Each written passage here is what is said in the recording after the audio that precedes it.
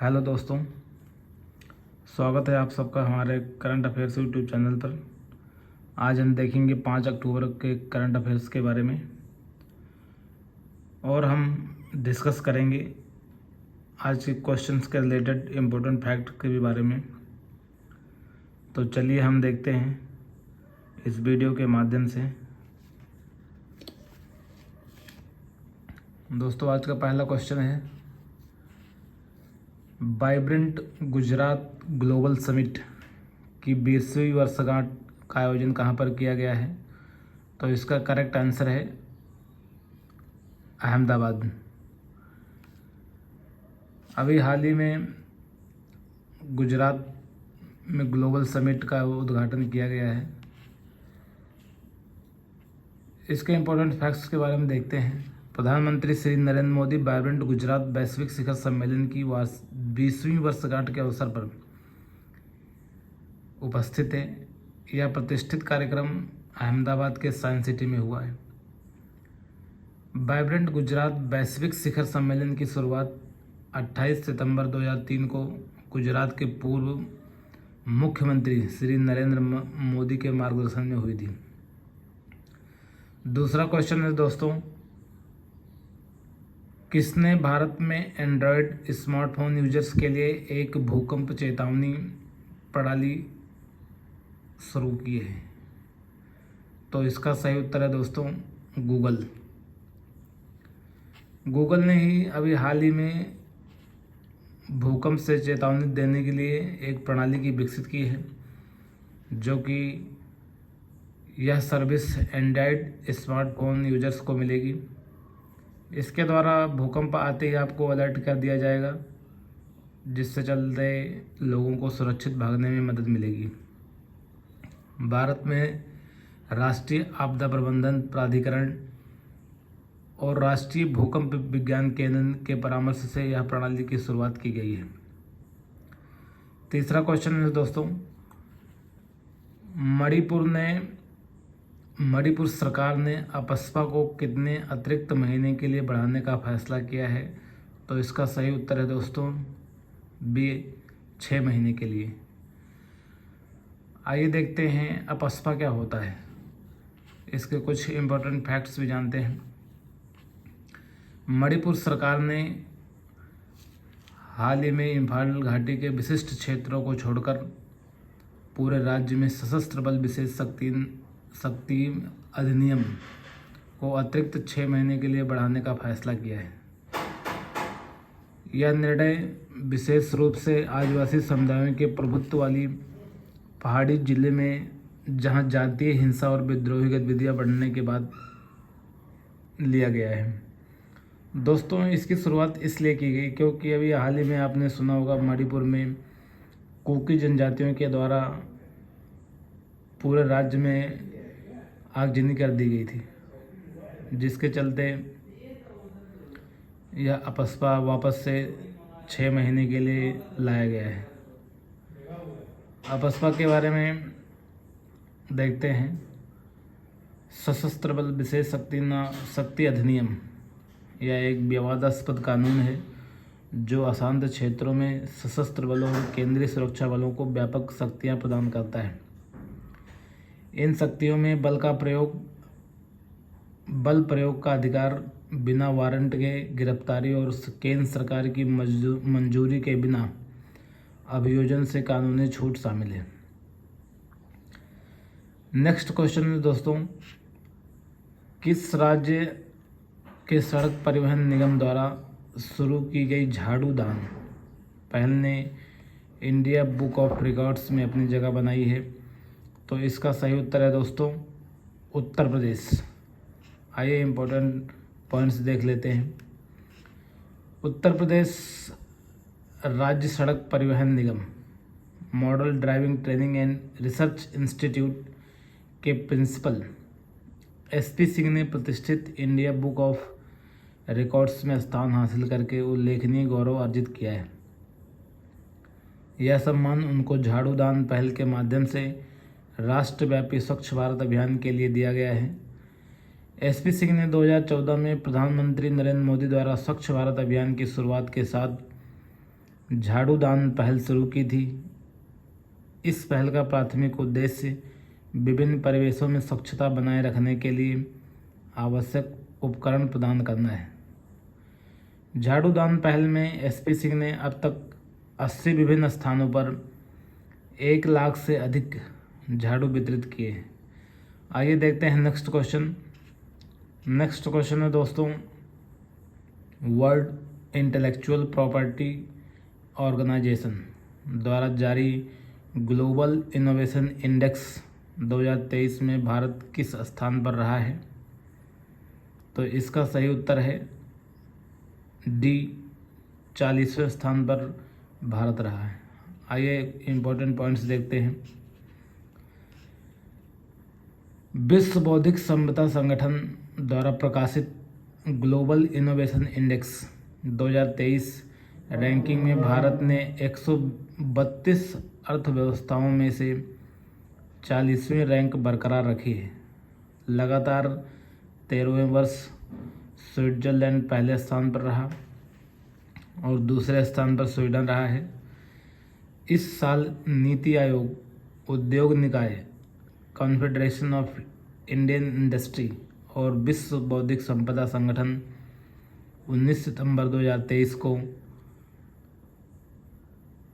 Confederation of Indian industry के 2023 के Bharat launch की वर्चुअल मेजबानी कर रहा है।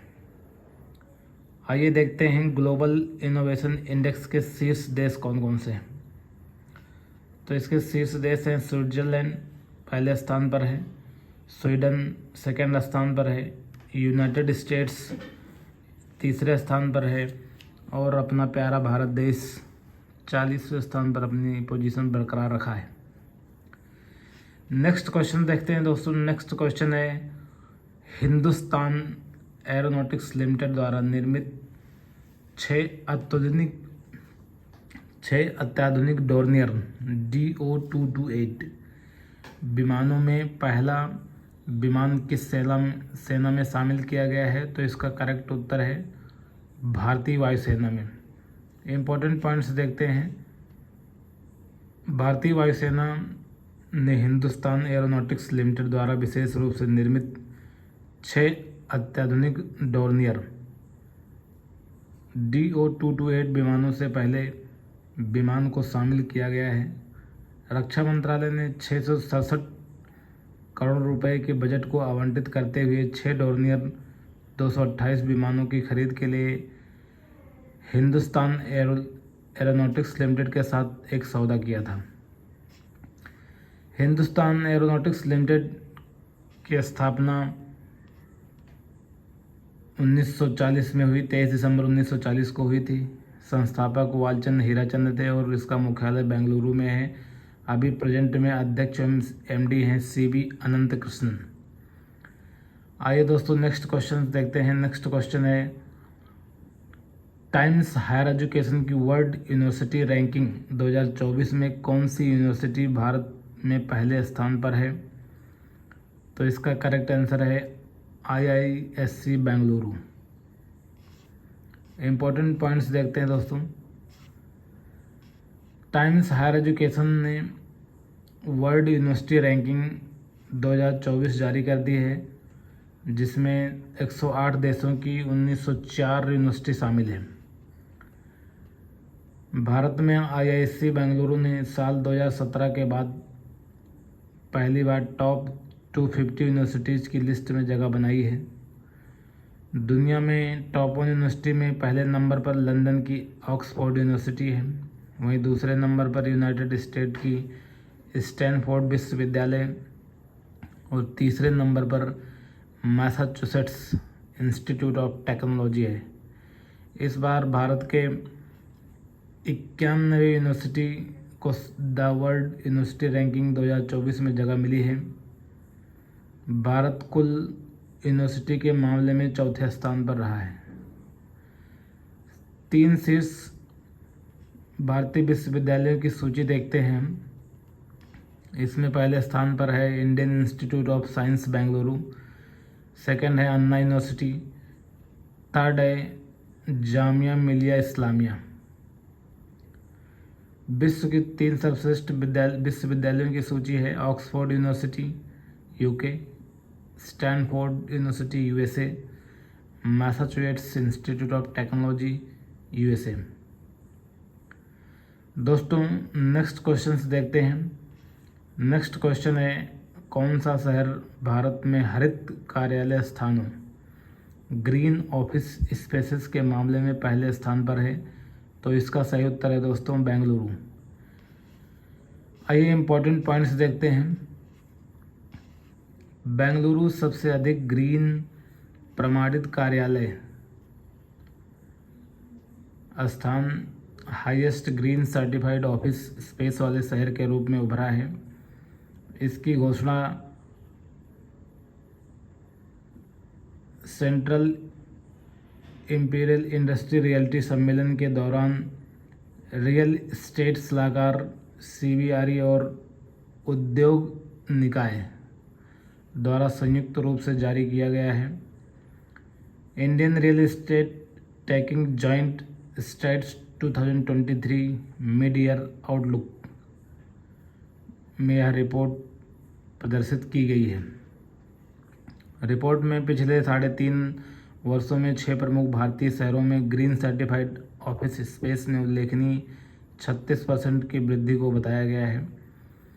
2019 में कुल ग्रीन प्रमाणित कार्यालय स्टॉक 251 मिलियन वर्ग फुट था, लेकिन अब यह बढ़कर के 342 मिलियन वर्ग फुट हो गया है।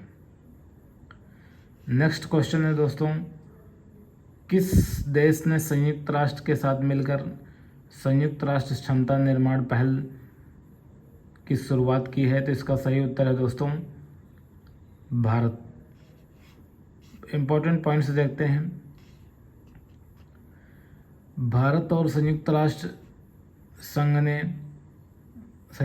ने संयुक्त रूप से भारत संयुक्त राष्ट्र क्षमता निर्माण पहल के रूप में जाना जाने वाला एक महत्वपूर्ण क्षमता निर्माण पहल की शुरुआत की है।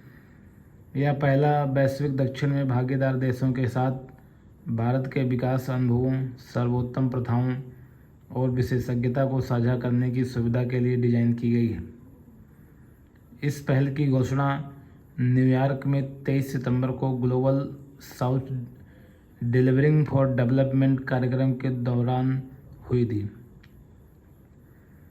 इस कार्यक्रम में भारत के विदेश मंत्री डॉक्टर एस जयशंकर और 78वीं महासभा के अध्यक्ष डेनिस फ्रांसिस ने भाग लिया था। यूनाइटेड नेशंस के बारे में जानते हैं। यूनाइटेड नेशंस की स्थापना 24 अक्टूबर 1945 को कैलिफोर्निया संयुक्त राज्य अमेरिका में हुई और इसका मुख्यालय न्यूयॉर्क संयुक्त राज्य अमेरिका में है और इसके महासचिव वर्तमान में महासचिव हैं एंटोनियो गुटेरस। दोस्तों अगला क्वेश्चन है, भारत में किस क्रांति के जनक MS स्वामीनाथन का निधन हो गया है? तो इसका सही आंसर है सी, हरित क्रांति। इम्पोर्टेंट पॉइंट्स देखते हैं। भारत में हरित क्रांति के जनक माने जाने वाले MS स्वामीनाथन का अभी हाल ही 98 वर्ष की आयु में निधन हो गया।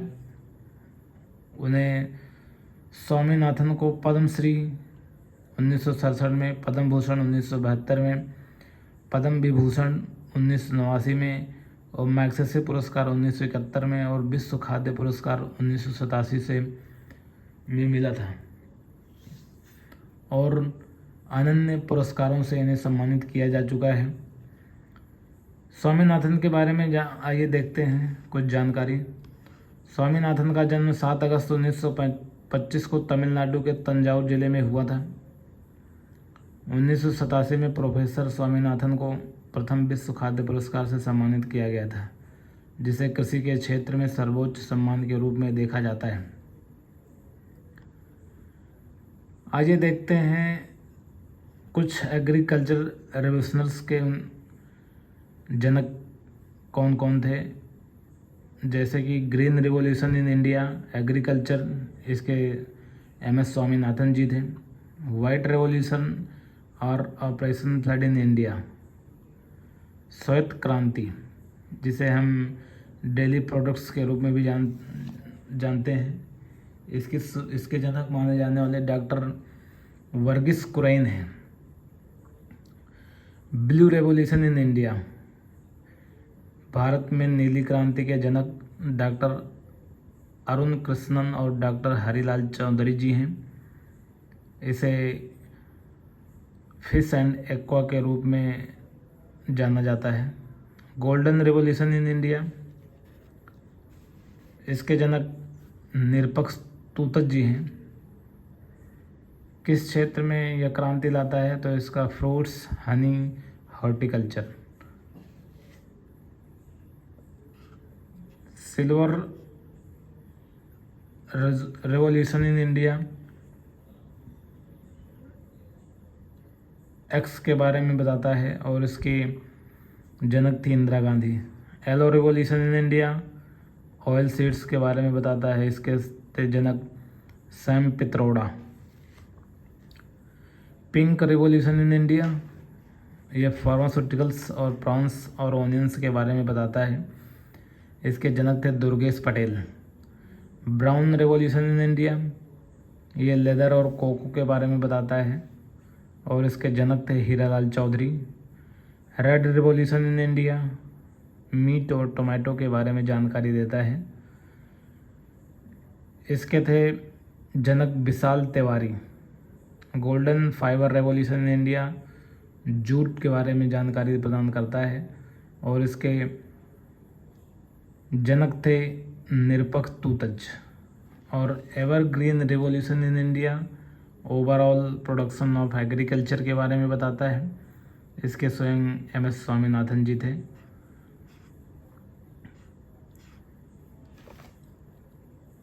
दोस्तों नेक्स्ट क्वेश्चन है, भोजन की हानि और बर्बादी के रूप बारे में जागरूकता का अंतर्राष्ट्रीय दिवस international day of awareness of food loss and waste किस दिन मनाया जाता है? तो इसका सही उत्तर है दोस्तों 29 सितंबर। 29 सितंबर को भोजन की हानि और बर्बादी के रूप बारे में जागरूकता का अंतर्राष्ट्रीय दिवस हर साल 29 सितंबर को मनाया जाता है। 2023 की थीम है इसकी reducing food loss and waste, taking action to transform food systems. दोस्तों आज के लिए बस इतना ही। पढ़ते रहिए, मुस्कुराते रहिए और चैनल को अपने दोस्तों को, रिश्तेदारों को शेयर करते रहिए। धन्यवाद।